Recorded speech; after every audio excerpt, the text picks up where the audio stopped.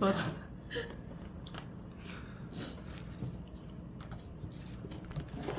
자, 우리 사람 가사한 게 이 책은 끝나니까 되게 아쉽네요. 저번 책은 끝나니까 속이 후련한데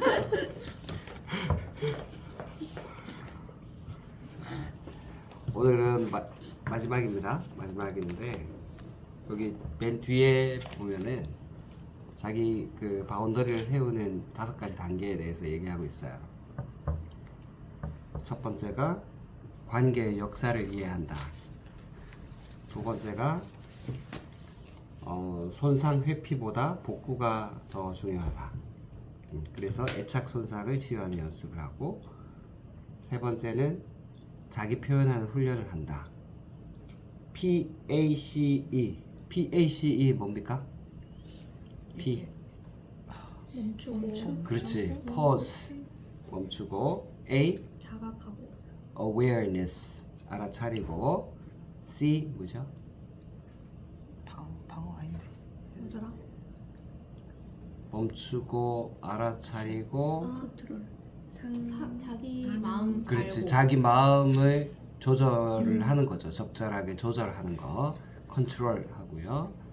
그 다음에 마지막에 E죠. E는 표현? 그렇죠. expression 표현하는 거죠. 자, 이거 다 하면 도인입니다. 어? 이거 다 하면 피부터 안 되던데요. 피부터 안 돼? 아, 맞아. 대답이 나가요. 대답이 나가. 맞아. 그거부터 안 되지. 네. 아, 너무 인간적이다 우리. 피부터. 자, 그 다음에 네 번째가 아니오 연습하는 거. 마지막 5번째가 자기 세계를 만들어가는 거. 자, 험난하죠? 일단 이 5가지 단계. 자, 이 5개 중에서 나는 요거를 하고 싶다. 어떤 파트를 하고 싶어요? 이 관계의 역사는 빼고 합시다. 우리 지금 4명이니까 둘째부터 합시다. 둘째부터. 저는 둘 쪽에 할래요. 어떤 거? 둘? 손상 회피보다 복구가 중요하다. 애착 손상을 치유하는 치유의 연습 하고, 그러면은 근데 이쪽이 맞나? 그다음 저는 두 번째. 아니오 연습하겠습니다. 아니오 연습. 아니오. 오케이. 그 다음에 그러면은 저는 세 번째. 세 번째 네. PAC. 예, 알겠습니다. 그러면 마지막에 5번째는 자기 세계는 내가 해야 되겠네요. 자, 여러분들이 관계 역사 이해하기. 요거는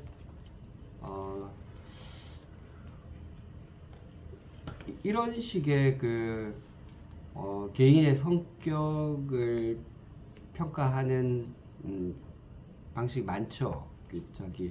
어렸을 때 이 관계의 역사를 한마디로 얘기하면 유아기 때 그 자기의 보호자하고 맺었던 관계가 성인 돼서도 계속 영향을 미친다. 그래서 어떤 관계의 패턴을 만든다. 자기의 양육자하고의 관계가 자기 성인이 돼서 다른 사람하고 관계 맺을 때도 늘 따라 붙는다는 거죠. 그리고 그 말은 뭐 일부 동의하고 한 3분의 2쯤 동의하고 3분의 1쯤은 동의하지 않습니다. 굉장히 이런 그 부모하고의 좋은 관계가 있다면 결정적으로 좋은 성품을 가질 수 있을 가능성이 많아지는 거긴 하죠. 그 영향을 부정하는 것은 전혀 아니고, 그렇다 하더라도 기회는 있다. 마치 이렇게 하면 부모 잘못 만난 사람은 평생 어쩔 수 없을 것 같은 그런 그 느낌을 준다는 면에서는 별로 동의하지 않고, 또 실제 현실적으로는 그럴 가능성이 많다는 거에 대해서는 또 동의하고 그렇습니다.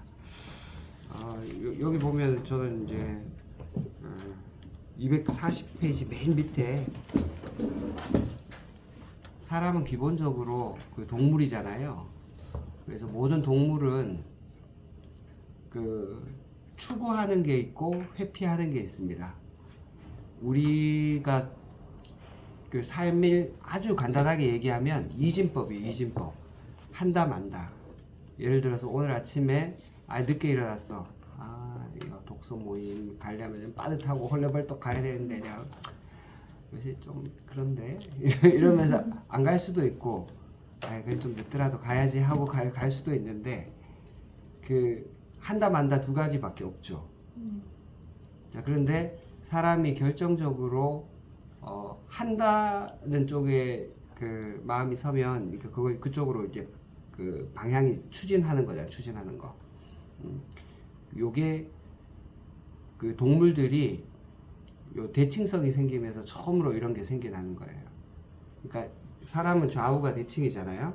그 앞이 좌우가 대칭이 돼야지 앞이 있고 뒤가 있어. 박테리아 같은 거 봐도 끝에 꼬리 이렇게 달린 거 있죠. 사람 정자처럼. 그러니까 앞쪽 머리가 있고 꼬리가 있죠. 요렇게 돼야지 추진할 수가 있어. 그러니까 머리나 꼬리가 없는 그런 하등 생물들도 있어요. 걔네들은 방향성이 별로 없어. 그냥 왔다 갔다 막 해. 그러니까 효율이 떨어지죠. 절로 갈라 해도 그냥 똑바로 가는 게 아니라 왔다 갔다 하다가 어떻게 보면 가기도 하고 못 가기도 하고 이러니까 이런 그 생물들은 자기 복제를 엄청나게 많이 해야 돼요. 그래야 살아남을 가능성이 있어. 우리처럼 한두 마리 남아가지고 금방 멸종하겠죠. 왜냐하면 먹이가 저기 있는데도 똑바로 못 가니까. 근데 이제 사람뿐만 아니라 대칭적인 동물들은 그게 분명해요. 그래서 추구하는 거하고 회피하는 게 머리랑 꼬리가 딱 있어. 그래서 머리가 생기면은 이 머리는 무엇을 향해 가겠습니까? 딱 두 가지밖에 없습니다.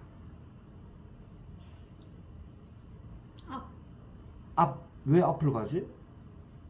앞으로 향해 있었어 머리가. 그 앞에 뭐가 있어서 앞으로 가지? 가야 하는 곳. 가야 하는 곳에 뭐가 있지? 목표?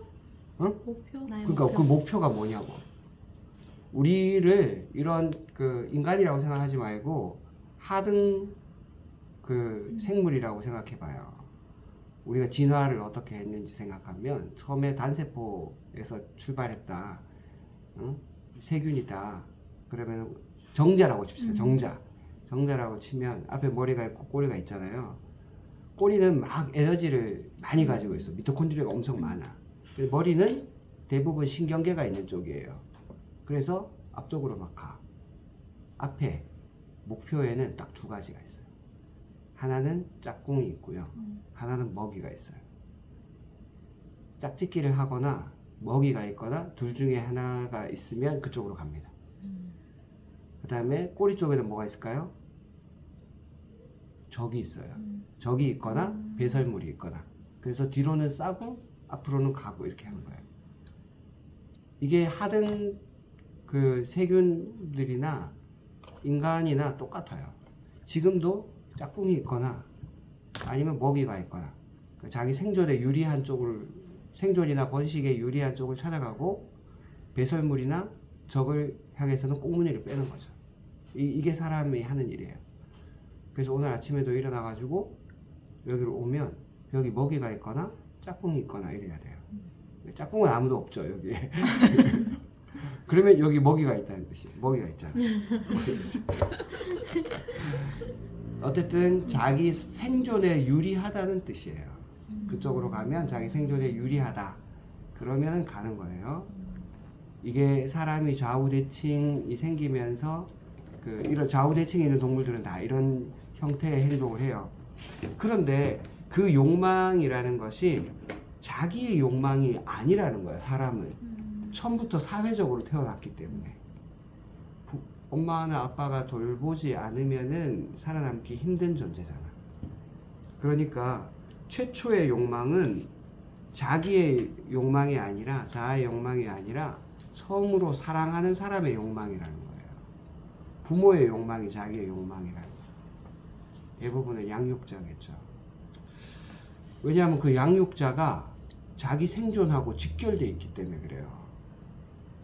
엄마 아빠가 없으면 죽으니까 엄마 아빠를 사랑할 수밖에 없고 그리고 그 엄마 아빠를 사랑했던 것이 그 엄마 아빠가 자기의 생존을 담당해주는 존재라서 사랑했는데 어처구니 없게도 엄마 아빠의 감정이나 그 생각의 패턴까지 이어받아 버리는 그런 경우가 있다는 거죠. 그래서 엄마나 아빠가 한 배우자를 예를 들어서 엄마가 아빠를 엄청 미워해요. 네, 그러면 그런 감정을 넘겨받을 수 있다는 거죠, 아이들이. 아빠니까 좋은데 엄마가 뭐 저 인간은 뭐 맨날 가서 술만 먹고 뭐 그러니까 애들 심지어는 요새 뭐 저기 그 대놓고도 하지. 아빠가 앞에 있는데 애들한테 아빠 흉을 막 이렇게 보는 사람이 있거든요. 그러면 아이들이 어떤 느낌이 드냐면 뭐랄까 그 이런 말 있잖아. 엄마 저기 친구가 왔으니까 저기 조금만 놀다가 숙제하면 안 될까? 그러면 그렇게 할 때 대답을 이렇게 할 수도 있죠. 표정은 이렇게 비꼬는 듯한 표정을 지으면서 그래 놀다 해! 막 이렇게 짜증은 났는데 말은 그렇게 하는 그럼 아이들이 사실은 이럴 때 정말 안 좋거든요. 이중 언어가 진짜로 안 좋은 거예요. 진짜 이게 약간 분열을 이렇게 자아가 약간 이렇게 해체되는 듯한 느낌. 이건 뭐지? 이런 느낌이 들거든요. 그러니까 감정하고 사실하고가 통합이 안 되잖아. 그럼 굉장히 헷갈려요. 그래서 아빠는 좋은데 엄마가 자꾸 저 인간은 뭐 이렇게 얘기하니까 심지어는 아빠라고도 안 부르죠. 인간이라고 합니다. 인간. 그때부터 아마 우리가 인간에 대한 혐오가 시작되는 인류애가 사라지는 것 같아. 그래서 여기 뒤에 보면 그거 있어요. 그 자기 어릴 때 그 가족들하고 내게 아버지는 어떻다, 어머니는 어떻다, 형제자매는 어떻다 하면서 10가지 이렇게 그 질문들이 있죠.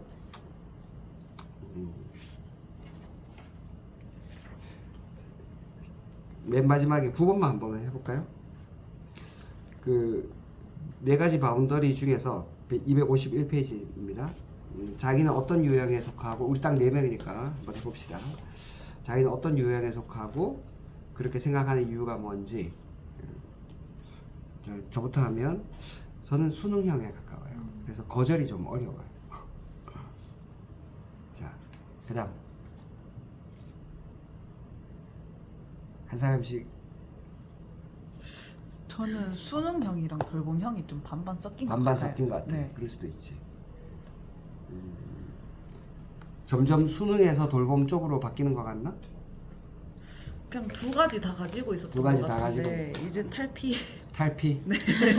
이제 탈피하는 과정인 것 같아요. 이제 방어형으로 넘어가는 방어형으로. 쪽인 것 같아요. 오케이.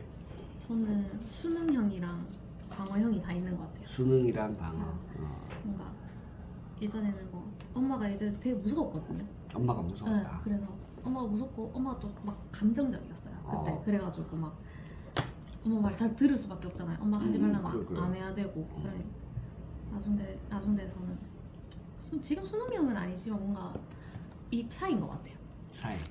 방어형이랑 수능형의 사이. 방순형. 네.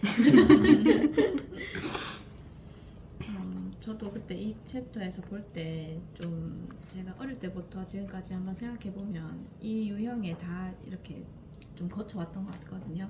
근데 다 그런 것들이 다 이렇게 너무 강하지 않게 조금 적절한 순간도 있는데 지금 제일 안 되는 게 수능형. 안 되는 게? 제일 그러니까 거절을 저는 잘 못해요. 음. 그러니까 제일 그러니까 제일 못 벗어나겠는 게 수능형이고, 그러니까 저도 약간 어릴 때 선생님들은 좀 더 이렇게 부드러운 학교 생활에서 이제 자랐겠지만 저는 이제 학교 생활에선 엄청 강압적이었거든요. 저희 학교가 중고등학- 강압적이었어? 중학교 때도 그렇고 어. 저희는 체벌도 있었고 무조건 선생님한테 뭐 내 해야 되는 그런 분위기 속에서 자라다 보니까 계속 그런 분위기에 자라다 보니까 그게 아직 못 벗어난 것 같아요. 그래서 이제 뭐 직장에서든지 이런 때도 그냥 여기도 보면은 멈춘 이때도 그냥 뭐라고 얘기하면 내일부터 그렇지. 예. 멈춰야 되는데 내일부터 벌써 나갔어. 나가. 나갔어 벌써. 뭐해 그러면 무조건 내일 하고. 일단 내 해놓고 예, 시작해야지. 저는 또 시집을 갔으니까 어른들한테도 이제 뭐 얘기하면 무조건 저희 어머니는 또 그게 좋대요. 내 하니까 좋다고? 네. 안 하고. 하면 뭐 오케이 하니까 좋다고. 그 사실 싫은 것도 있거든요. 근데 이런 거 있어요. 내가 노 했을 때 마음이 더 불편해요. 그래서 그냥 하고 마는 거. 그러니까 내가 싫다고 했을 때가 그 뒤에가 더 불편한 거야. 이것도 연습을 해봐야 돼. 네. 맞아. 그거 근데 다 그렇지. 여기서도 뭐. 보니까 수능하고. 적절히 잘 거절하는 법도 있고. 음. 저는 거기에서 볼 때는 좀 회피해요. 만약에 대답하기 어려운 상황이면 조금 안 하는 걸 선택하는 경우가 있어요. 네, 아니요 말고 그냥. 그러면 맞아. 네 아니요 말고도 대답이 하나 더 있잖아. 잠깐만요. 생각해 좀 생각해 볼게요. 음. 정색도 있지. 정색. 대답 안 하고 그냥 정색. 아니면 이렇게 그 회피 가는 거. 뭘 했을 때. 좋습니다. 자, 두 번째 애착 손상 치유는 누가 해야? 제가 발표했습니다. 오케이.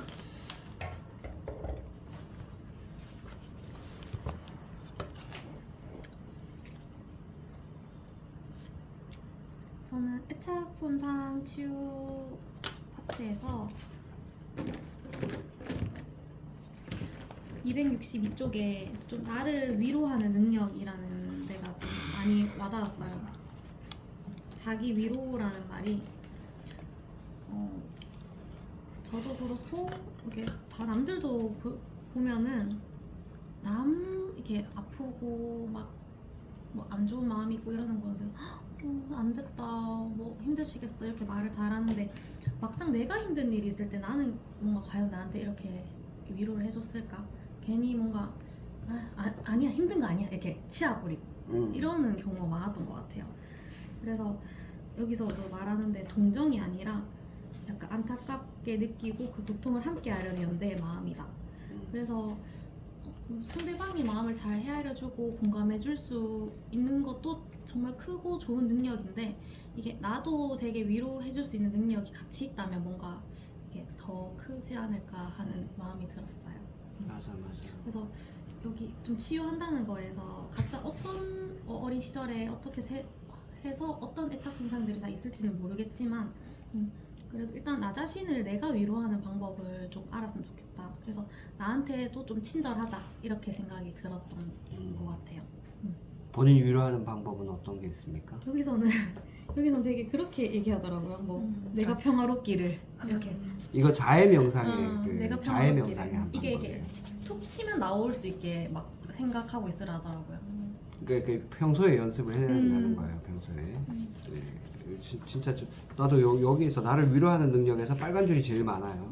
네, 이게 나도 그렇게 잘 안 되는 거고 다들 평소에 훈련을 좀. 본인한테 좀 친절했으면 좋겠어요. 좀 자책하지 말고.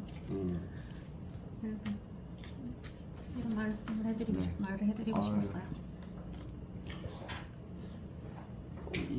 그 자기를 위로하는 능력이 왜 필요할까요? 내 마음을 알아야 하는. 아무도 내 마음을 모를 때가 있기 때문에 아무도 나를 모를 때가 있기 때문에 그래서 내가 나를 위로해주는 능력이 필요하고 저번에 다른 책이었었는데 그 우리가 자아가 여러 개라는 얘기를 했었죠. 경험자, 우리 몸으로 실제 느끼는 경험자랑 그다음에 내 어릴 때부터의 기억이 쌓여와서 그 나는 이렇다라고 생각하는 기억자하고 마지막으로는 그 모두를 바라보고 있는 배경자. 우리가 좀 비슷한 말은 메타인지 같은 게 있죠. 나를 떨어져서 이렇게 바라보는. 근데 대부분은 그 메타인지를 안 하니까 내가 몸으로 느끼는 경험하고 내 머리로 생각하는 그 기억밖에 없거든요.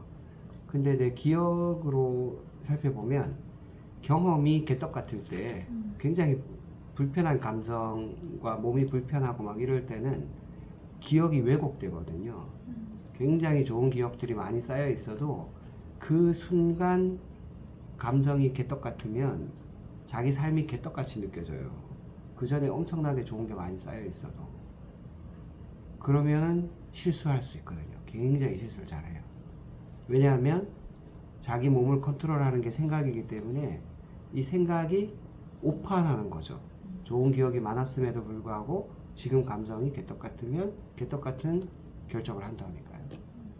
그래서 저도 그 아들한테 늘 하는 얘기가 감정이 못 같을 때는 어떤 결정도 하지 않는다.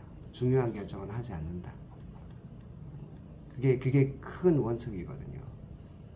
그래서 내가 나를 위로한다는 말은 막 이렇게 변명을 만들어내는 게 아니라 그 내가 배경자의 그러니까 메타 인지를 해보면 내가 굉장히 애쓰면서 살잖아.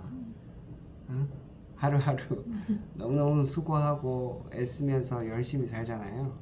그 친구를 이렇게 내려다보는 그러면서 아이고 정말 수고가 많다. 정말 잘 살아왔다. 지금까지 이렇게 산 것만 해도 얼마나 대단한지 모른다. 진짜 그런 얘기 스스로 합니다. 스스로 해야 돼. 그래서 자해 명상에 이런 단어가 나와요. 이런 문구가 있습니다. 그래서 다른 사람이 평화롭기를 바라는 것처럼 그렇게 악전고투하면서 살아온 자기 자신한테도 진짜 위로를 해주면 좋겠어요. 더 좋은 건 옆에 그런 사람이 있으면 더 좋습니다. 내 마음을 다 얘기할 수 있는 사람이 있다면 그러면 제일 좋죠. 그래도 없을 수 있다. 그 다음에 페이스. 저는 여기 4단계가 있는데 진짜 처음 이 멈춤부터 저는 조금 힘들더라고요. 저도 마찬가지로. 근데 이제 뭐라고 해야 되지? 생각은 이럴 땐 이렇게 해야 되지, 저럴 땐 저렇게 해야지 라고 하는데 막상 그런 상황이 닥치면 멈추기부터 힘드는 건 맞는데 저는 좀 바로는 못 멈춰도 조금 이렇게 일단 멈춰야 되겠다는 생각이 들어요. 뭐 애랑 얘기를 할 때든지 아니면은 이제 다른 사람이랑 뭐 대화할 때라든지 이렇게 조금 안 좋은 감정이 있을 때, 그럴 때 제가 원래는 좀 뭐라 그래야 되지? 무슨 일이 생기면 반드시 해결을 해야 돼. 근데 해결이 안 되는 거 알면서도 막 하려고 하는 그게 있거든요. 그래서 상대방이 좀 질려하는 그게 좀 이제 조금 서로 생각할 시간이 필요한데 계속 저는 그걸 자꾸 해결하려고 했었어요. 예전에. 그래서 이제 우리 신랑도 괴롭히고 막 그렇게 제일 가까운 게 이제 남편이니까. 근데 세월이 지나서 보니까 굳이 이거를 지금 당장 해결 안 해도 조금 있다가 해도 해결이 되고 아니면 감정이 좀 풀린 상태에서도 대화가 되는데 너무 감정이 이제 격한 상태에서는 맞아. 해결이 하나도 안 돼요. 대화도 안 돼요. 하나도 안 돼요. 대화도 안 돼요. 근데 진짜 무서운 거는 저희 아들이 그래요. 근데 뭔가 해결하려고 해. 그런 걸 너무 많이 저를 닮아서 저 진짜 눈물 나요. 저는 진짜. 지금은 아닌데 지금 내가 예전에는 좀 그런 모습이 있었지만 지금은 내가 이거 아니구나 시행착오를 겪으면서 이제 배웠는 건데 근데 저희 아들이 끊임없이 대화하려고 해요. 근데 좋은 감정이 아닌데도 이 문제를 빨리 해결하고 싶은데 사춘기 때. 근데 이제는 조금 약간 변한 게 뭐냐면 사과해요. 그냥 문제를 일으키지 않고 그냥 내가 잘못했어. 그냥 막 이렇게 트러블 있는 게 자기도 싫은 거예요. 그래서 방법을 좀 바꿨구나 라는 생각을 하는 게 이렇게 해야지 빨리 뭐가 끝나니까 그냥 이제 근데 바로 이렇게 잘못했어 라는 얘기를 안 할 때도 있긴 있어요. 근데 저희 아들도 보면 착한 게 항상 와서 미안하다고 얘기를 해요. 저랑 이제 이렇게 풀려고 계속해요. 그러니까 그게 풀려고 하는 시도지 그 자기 내면의 변화가 아닐 수 있잖아요. 그 좀 중학교 1학년 때보다 지금 2학년인데 좀 바뀐 것 같기는 해요.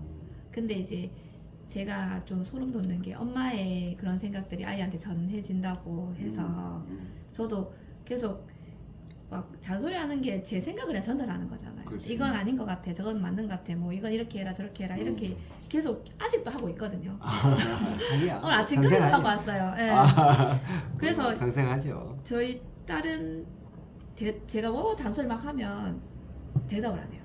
그냥 가만히 있어요. 우리 아들은 이제 받아치는데 우리 딸은 가만히 있어. 걔는 멈추는 것 같긴 해요. 이렇게 그런데 그 가만히 있는데 무슨 생각하는지 궁금해요. 그래서 서연아 너 무슨 생각해? 하면 내가 그걸 참 잘못했다고 생각해.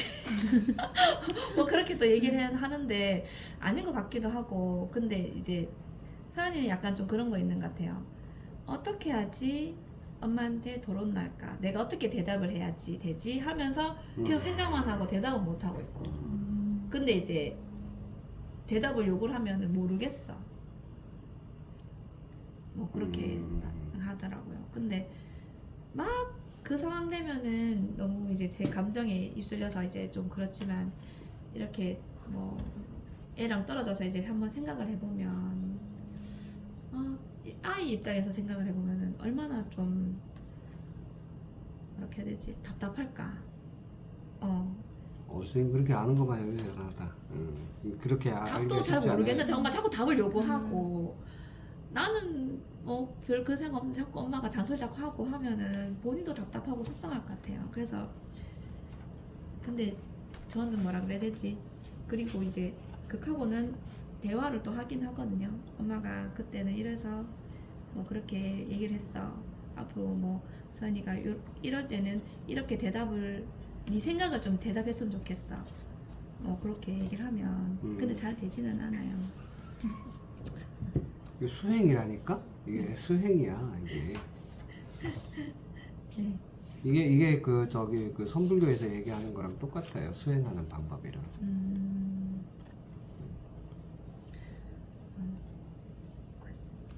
많은 거 같은데 다 했어요? 네? 어떤 거요? 이거 페이스 다 한 거야? 근데 이 안에 뭐 다 들어있는 것 같긴 한데 근데 이제 이거 뭐지 저는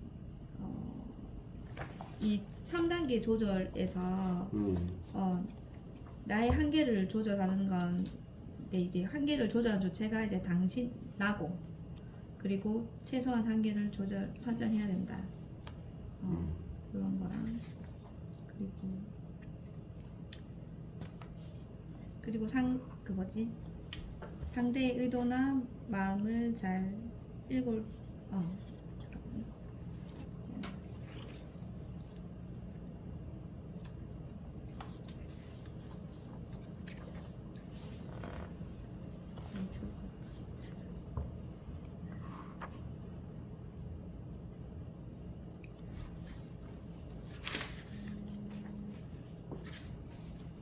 갑자기 생각이 안 나네.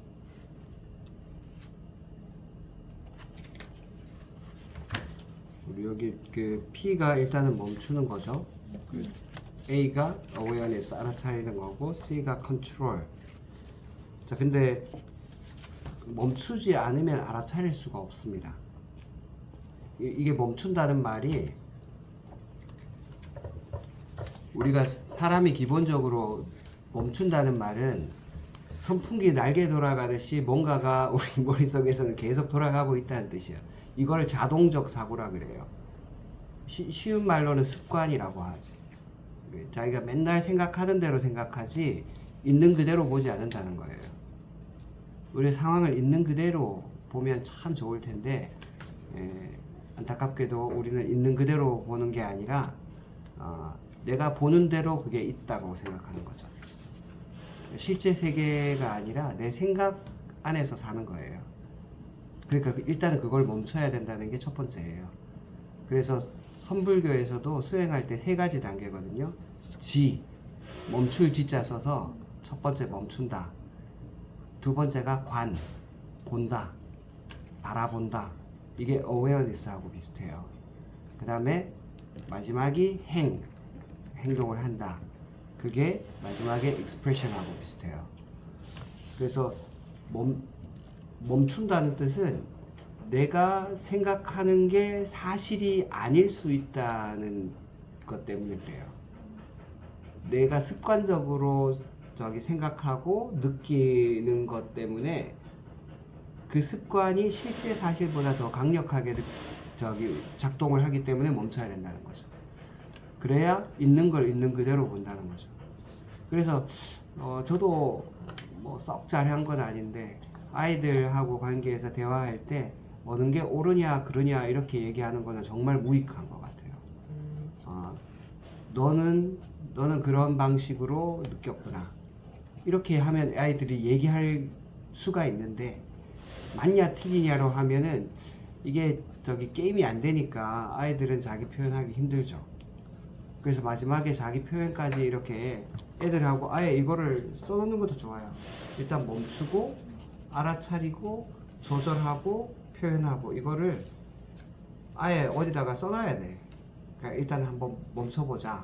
그리고 잘 안 멈춰지면 지금은 얘기하지 말고 좀 이따가 멈춰졌다고 생각하면 다시 신호를 뭘로 주기로 하자. 신호 같은 거를 정해놓고 주방이나 이런 데다가 종 같은 거 하나 달아가지고 땡 치면 이제 나는 끝났다. 나는 멈췄다. 이렇게 신호를 보내가지고 그때 알아차리고 이때 알아차린다는 건 뭘 알아차린다는 거죠? 상황? 나의 감정. 내 감정.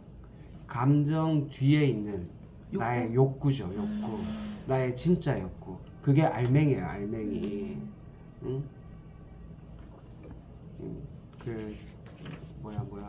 호박의 안고 같은 그게 있어야 되는 거죠. 근데 결국은 마지막까지 자기 욕구는 알아차리지 못하고 감정과 감정끼리 충돌하고 끝나는 경우가 굉장히 많습니다. 그리고 난 다음에 마지막에 표현하는 거는 솔직하게 그러나 정중하게 이 정도면 뭐 진짜 충분한 것 같아요.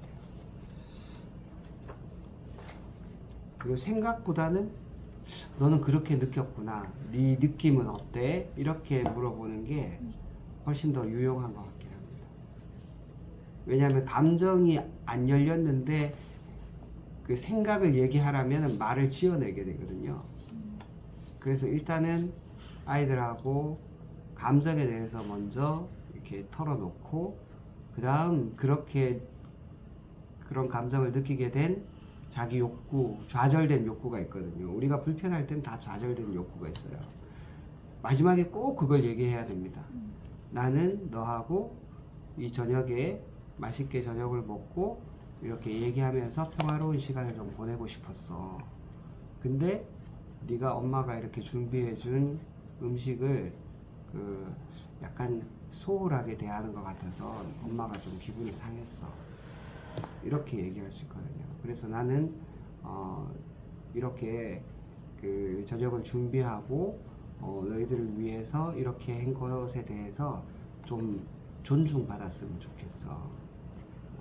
너희들이 좀 인정을 해주면 좋겠어. 엄마도 지금 오늘은 컨디션이 그렇게 좋지는 않거든. 이렇게 얘기를 하면 대부분 알아듣습니다. 대부분 욕구를 얘기하면. 근데 맨날 음식 투정이나 하고 뭐 이러니까 키가 안 크지 막 이런 식으로 얘기하면 이제 힘든 거죠. 이렇게 되어 있는. 자, 그래서 페이스는 넘어가고 아니요 연습 우리 제일 잘 안 되는 거 순둥이들 안 되는 거.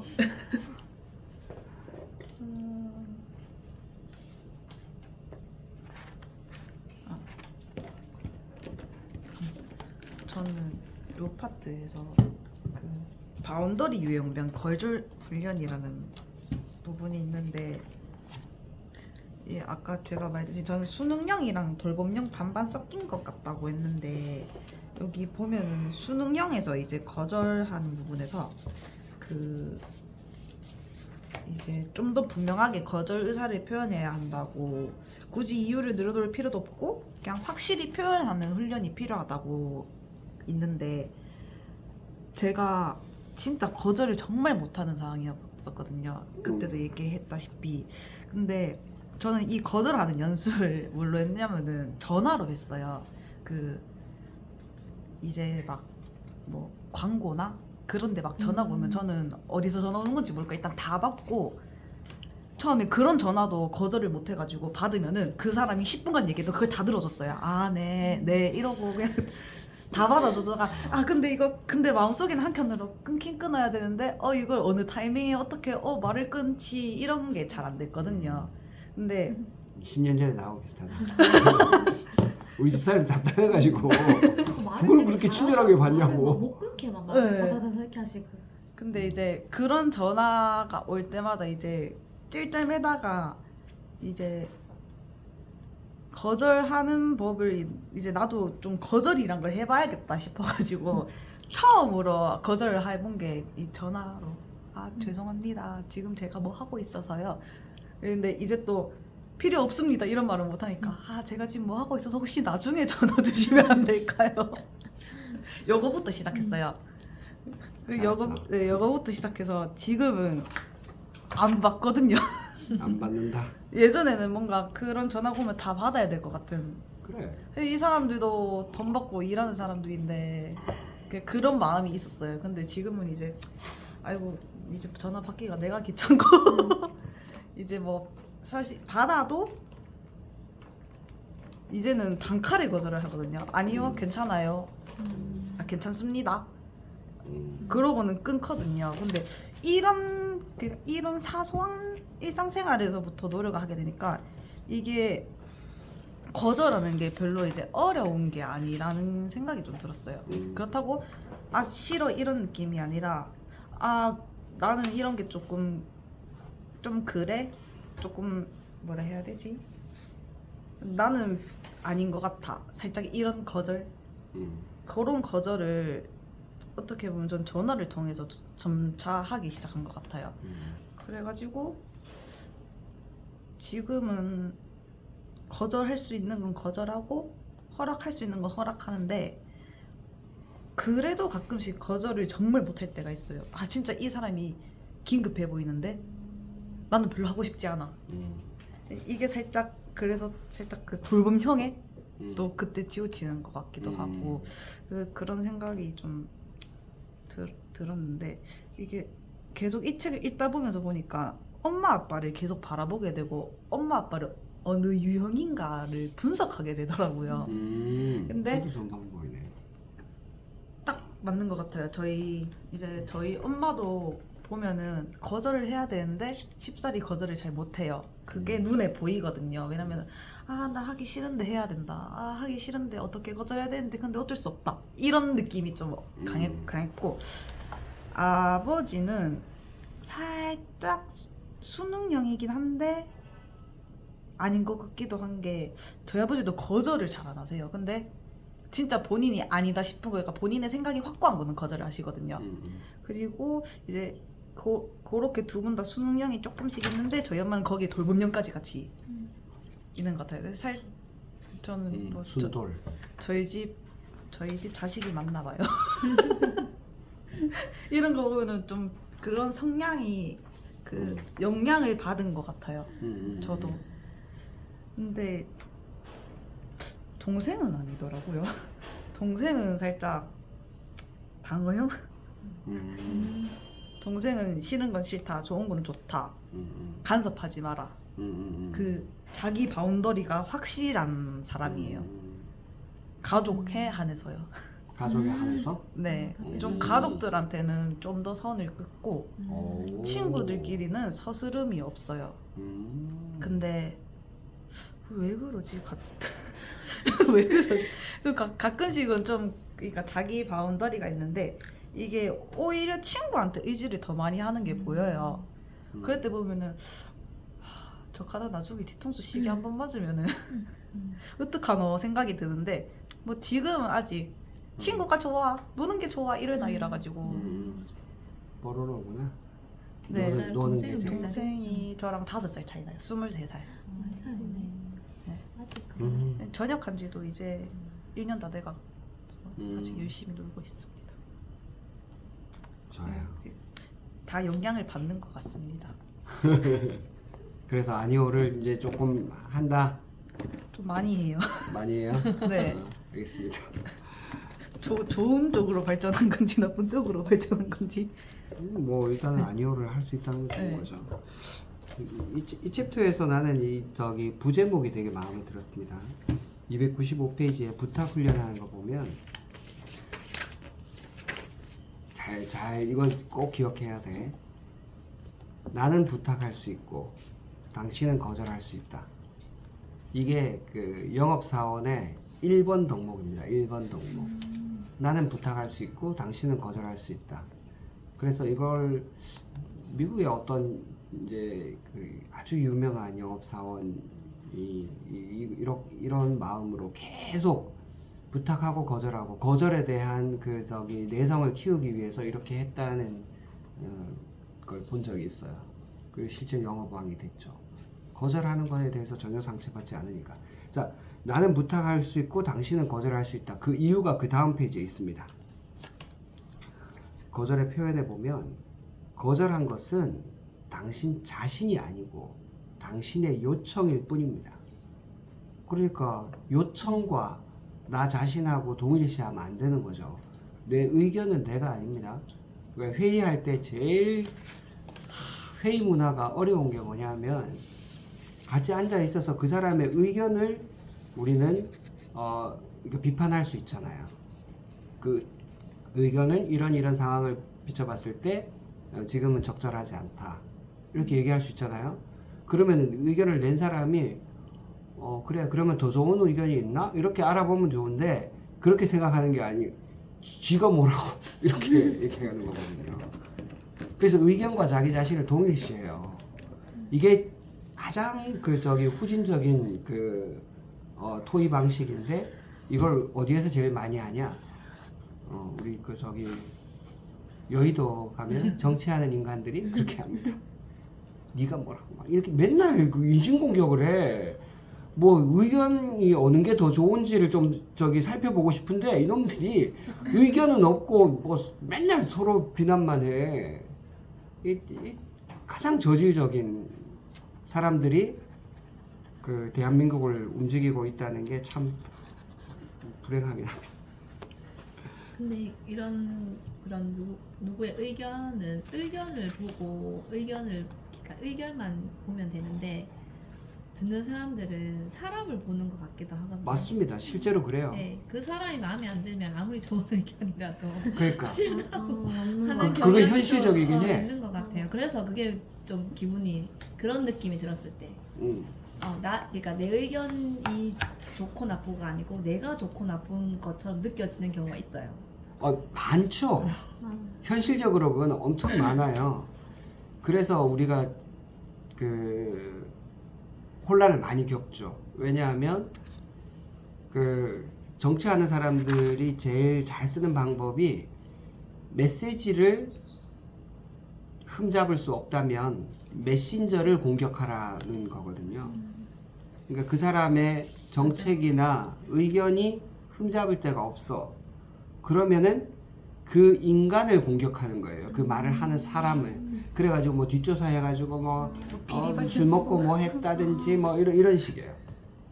근데 이게 너무 후진적인 사회고 완벽한 인간이 그 완벽한 의견을 내놓는 게 아닙니다. 다 불완전한 사람이 좋은 의견을 내놓는 건데 그럴 때 뭐 그렇게 비판하는 사람들한테 우리가 그러면은 네 의견은 뭔데 이렇게 물어볼 수 있어야 되는데 그걸 안 해요. 그래 맞아 저 인간 말은 저렇게 해도 저기 진짜 아니지 이렇게 하면 맨날 이제 술안주거리로 그냥 씹다가 끝나는 거예요. 아무런 진도가 안 나가 진도가. 그래서 마지막에 이 자기 세계가 되게 중요해요. 지금껏 내 삶에 내가 있었는가 이게 309페이지. 저는 뭐 이걸 정말 중요하게 생각합니다. 언제부턴가 우리가 저는 이거를 슈드라고 불러요. 슈드. 뭐 해야만 한다. 해야만 한다. 이거를 거의 우상처럼 숭배해요. 대한민국은 특별히 더 그렇습니다. 주변 사람하고 뭐 이렇게 맞춰가야 되니까. 이 아파트 라인에 초등학교나 중학교 보낸 엄마들이 다 어느 학원에를 가잖아요. 학원에를 가. 근데 혼자 안 보내. 그럼 나만 이상한 사람 되는 것 같아. 그래서 이 분위기를 타는 그게 있어요. 심지어 학교도 그래요. 저는 지금 만약에 지금 시간이 좀 없어서 그렇긴 하지만 내가 약간의 시간만 있다면 나는 진짜 학교 보내지 않고 싶어요. 학교 가서 친구들하고 이렇게 관계를 하는 것까지는 좋지만 거기서 얻는 이득보다는 잃는 게 훨씬 많다고 생각합니다. 학교에서는 수능형 인간을 양산하거나 아니면 그 중에서 기질이 강한 몇몇은 아주 지배형이 되거나 그리고 그 지배형으로부터 자기를 지키기 위한 애들은 방어형이 되거나 그런 류의 이 건강하지 못한 바운더리를 계속 양산하는 것이 대한민국 교육이다. 저는 그렇게 생각해요. 그 중에서 열에 한 둘 정도는 그래도 건강하게 살아남겠지만 한 열에 7, 8은 진짜 피해를 보는 것이 더 많다. 학교는 교육 공무원들이 먹고 살기 위한 놀이터 정도로 아이들은 그 안에서 거의 그냥 저당 잡힌 채로 사는 것 같다. 그 이후에도 교육 공무원들뿐만 아니라 지금은 사교육 시장에까지 애들이 그냥 먹잇감으로 그냥 휘둘리고 있는 것 같은 느낌이 들어요. 그 안에는 자기가 없어요, 아이들이. 그래 슈드라는 우상에서 탈피해서 원트로 가요. 나는 이렇게 살고 싶어. 나는 뭘 좋아하지? 그거를 어릴 때부터 자기가 알아채고 그걸 따라서 사는 것이 가장 원초적인 동물의 본능인데 그 본능을 말살하고 나니까 아이들이 이상해지는 거죠. 그 돼지들 그 우리에 가다 놓으면은 막 이상 행동 하거든요. 막 이 철장 같은 걸 막 물어 뜯어. 그리고 그래서 돼지를 같이 못 키워요. 같이 키우면 애들이 이제 약간 정신이 헷갈려하기 때문에 꼼짝도 못하고 앉았다 일어섰다밖에 못하고 뭐 주는 거 어쩔 수 없이 먹어야 되고 돼지가 원래 굉장히 깨끗한 동물인데 그렇게 사니까 막 서로 막 물어 뜯거든요. 그래가지고 같이 못 길러요. 요만한 축사에서 앉았다 일어섰다 하다가 죽는 거거든요. 우리 아이들도 비슷하다니까. 자 오늘은 이걸로 끝내겠습니다. 아저씨 빨리 가셔야 될 것